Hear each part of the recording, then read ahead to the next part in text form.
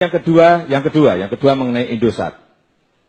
Ini perlu kami sampaikan bahwa saat itu tahun 98 itu krisis berat. Krisis berat. Bahwa saat itu tahun 98 Indosat. Dan pada saat Ibu Megawati menjadi presiden saat itu. Ibu Megawati menjadi presiden saat itu.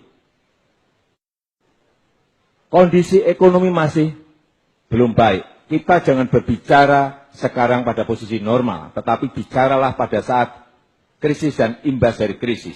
Keuangan APBN kita masih berat.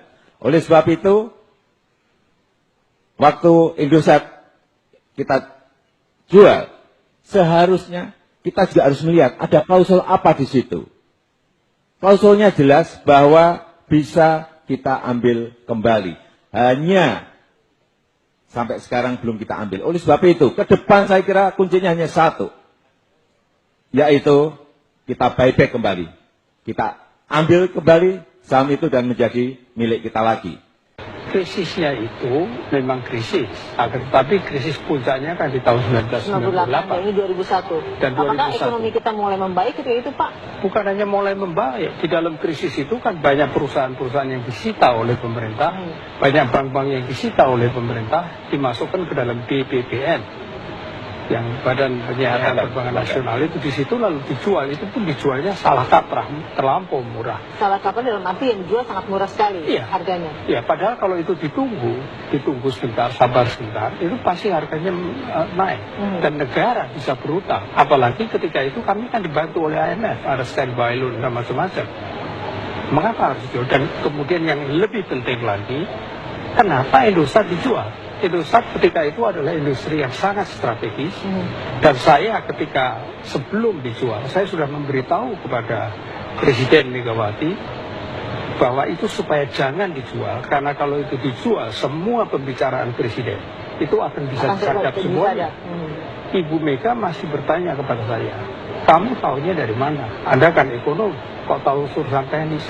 Saya ini diberitahu. Saya sengaja ke Ibu Mega, ke Ibu Presiden ini karena saya diberitahu oleh Profesor Iskandar Ali Syahbana, almarhum. Ketika itu dia kan pakar yang paling pakar dalam hal persatelitan karena dia sendiri mempunyai satelit. Dia berusaha di bidang itu. Dia betul-betul wanti-wanti kepada saya. Sehingga alasan yang dikemukakan Pak Jokowi itu tidak betul. Kalaupun kekurangan uang, masa yang paling penting, masa yang paling strategi, yang paling vital yang dijual. Kita harus menjelaskan kepada rakyat bahwa penjualan itu sudah sangat salah dan tidak benar kalau dikatakan kita gara-gara krisis harus menjual. Karena banyak sekali sebetulnya waktu kasus ini dibahas selama 2003 sampai terulang lagi di 2007, pelanggaran-pelanggaran yang dilakukan oleh pemerintah. Dan itu juga sebabnya kenapa rakyat lari tidak memilih Megawati. Jadi karena kesalahan yang fatal inilah, maka Megawati tidak terpilih lagi jadi presiden. Nah, kalau sudah jelas salah, saya kira sangat fatal bagi Jokowi untuk membela yang salah.